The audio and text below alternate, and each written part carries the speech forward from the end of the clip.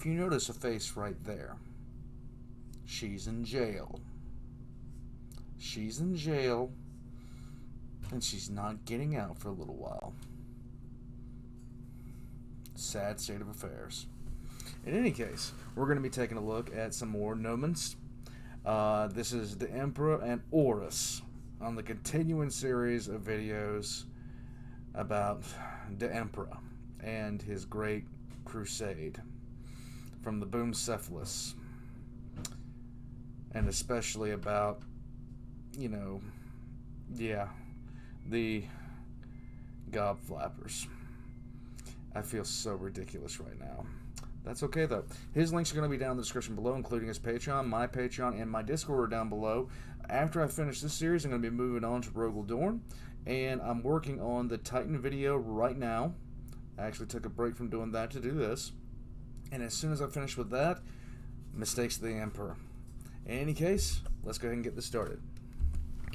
And thus, the Emprah, warlord of Depirium, set forth in his grand cruiser, the Boomcephalus.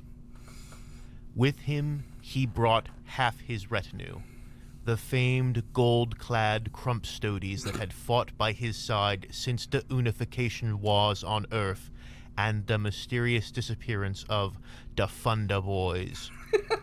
The rest remained under the command of Malkadork back on Earth. Malkadork. Orgel Dorn was eventually convinced to leave his palace construction project to join the Emperor with much of his legion, the Imperial Gitz, as well as his greatest spore, Snigismund, captain of the First. Much of the Astromiligratum stationed on Earth added their ramshackle ships to the mix, along with human auxilia vessels as well. As the Emperor and his expeditionary fleet made the jump into warp space, the forces of the Space Squighounds re-entered real space just outside of Orcus, the planet of weird boys, home to Maggie de Redden and his 1,000 spores. The powerful Goth Primorc Landmine Rust barked into his Voxcaster. Then he cleared his throat and began speaking normally. Listen up, Maggie. The Emperor wants me to bring you back to Earth. What? Why?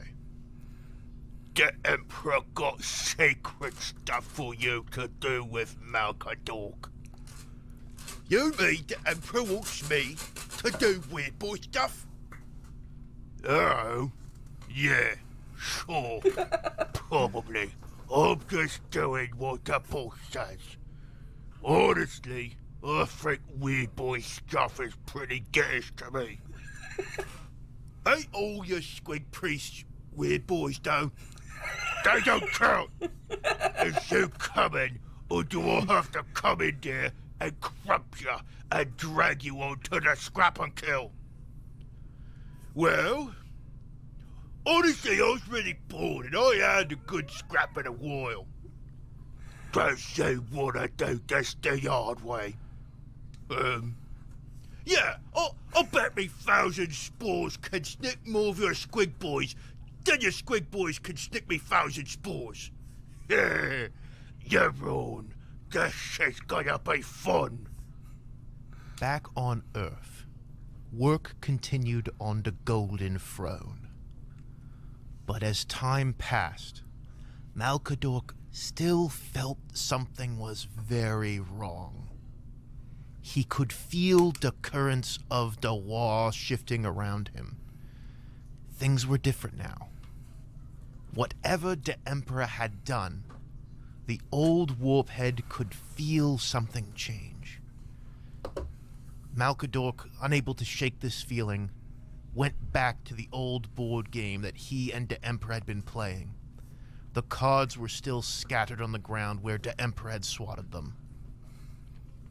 Fine.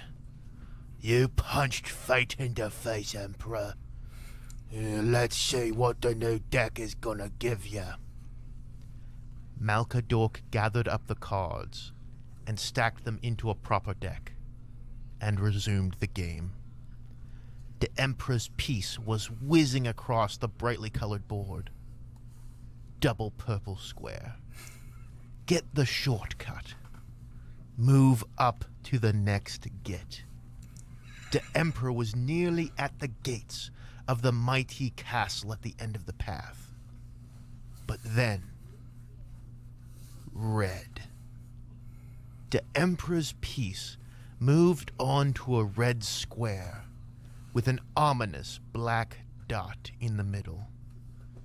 Malkadork squinted his eyes. Wait a minute. That spot means the Emperor's stuck. Yeah, I mean, that means he's trapped there. And what does that mean? He's trapped. Alright, getting back to it. Trap! He's a trap! The Emperor's walking into a trap! I gotta tell him! As Malkadork leapt to his feet, trying to get together a proper wastropathic choir to get the message out, the Emperor re-entered real space, in the subsector where Orus was supposed to be fighting. Orkul Dawn stood by his side. What are we doing out here, Emperor? Malkadork said something bad is gonna happen. Fate or something. And I'm here to punch fate right in the face. You cannot punch fate in the face, Emperor. Fate is an abstract concept. Watch yourself, Orkul, or I'm gonna rename you Fate. Meanwhile, on the bridge of the Occultatum, Inquisitor Kulkis slams his Vox receiver down onto the console. Damn. The Vindicare were unable to kill this warlord. And now he's on the move. He might have caught wind that one of his Primorks was getting uppity. Our contacts in the human auxilia report that the Orc warlord is seeking out Orus. Once they report their coordinates, we need to be there for this confrontation. Acolyte Demetrius stood by his master's side. Why? What would we hope to accomplish? I thought this was your primary plan. Build up Orus until he's cocky enough to challenge the Emperor. Are you sure it's wise to be so close to an Orc battle? If we're discovered, the whole Orc force might turn on us. Possibly. But there's a good chance that the fighting will be nearly over by the time we arrive. Whichever of these Orcs wins this war, we need to be there to kill the winner. We cannot afford to let this Orc empire become truly unified. With all the threats in this galaxy, the last thing we need is another major war to deal with. Either way, we will see if this gamble of yours pays off, Master. The Emperor turned his Voxcaster to Orus's frequency. Hey, Orus, you there? Yeah, I'm checking in to see how the Green Crusader's going. I think we might got some Yumi traitor gets among the boys. Might be something to keep your eyes open for.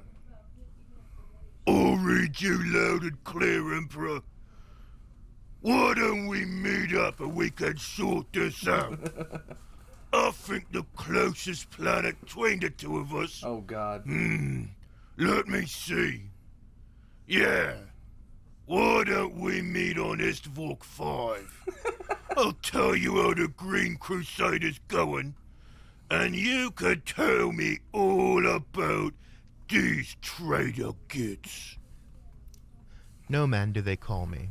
My mother and my father, and all my comrades as well. Thank you all for listening to the ongoing story of the Emprah. If you enjoyed the story, please consider liking and commenting. If you are new to the channel, please consider subscribing. And if you are confused, there is a link to the Emprah playlist if you want to hear. Well, that was the Emperor and Orus. I'll be definitely putting his stuff down below. And basically this is just... I wish something like this would get done with the Dorian Heresy with the voice actors from TTS. This guy has one of the better Orc voices I've ever heard. In any case, his links will be down in the description below, so will be mine. I'll catch you guys next time.